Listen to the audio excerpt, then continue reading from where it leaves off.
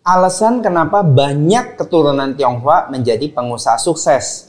Nah, kawan Scale Up, ada anggapan di masyarakat bahwa orang Tionghoa itu pasti menjadi pengusaha yang sukses. Nah, itu tidak salah dan banyak terjadi terutama di Asia Tenggara. Nah, kalian mau bagikan alasannya. Kenapa sih orang Tionghoa rata-rata jadi pengusaha?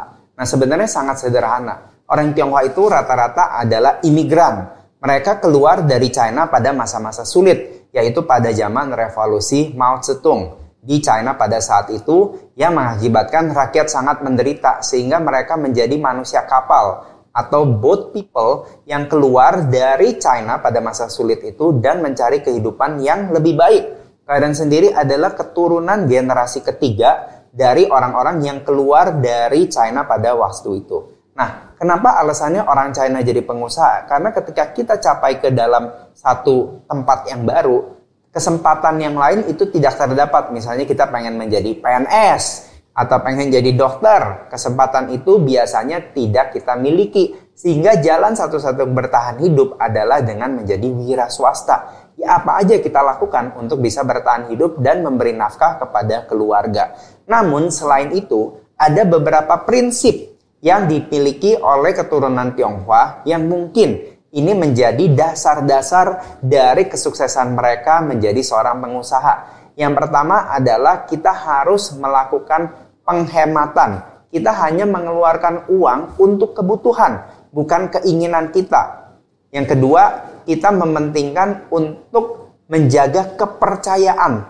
Trust itu sangat penting di golongan orang Tionghoa. Ayah Ko Erwin sendiri berpesan, kalau kamu menipu sebesar 100 juta rupiah, maka nilai kamu adalah 100 juta rupiah.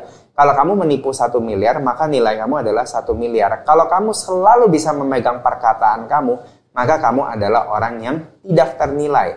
Berikutnya, keturunan Tionghoa sangat menjaga kuansi atau hubungan. Keturunan Tionghoa itu sangat menjaga kepercayaan, bukan hanya dari segi keuangan, tapi juga menjaga hubungan baik dengan orang lain. Sehingga keturunan Tionghoa banyak bisa bekerja sama dengan orang dari berbagai suku, ras, dan agama. Keturunan Tionghoa juga cenderung bekerja keras. Tidak jarang bagi kita untuk bekerja 7 hari seminggu, bahkan bisa bekerja 15-20 jam sehari tanpa hitung-hitungan waktu. Ya tentu saja, mungkin mantra ini tidak menarik ya bagi kaum milenial. Dan yang terakhir, keturunan Tionghoa lebih suka invest di real business. Jadi ketika investasi, sukanya investasi logam mulia, properti, kendaraan, ya barang-barang yang terlihat.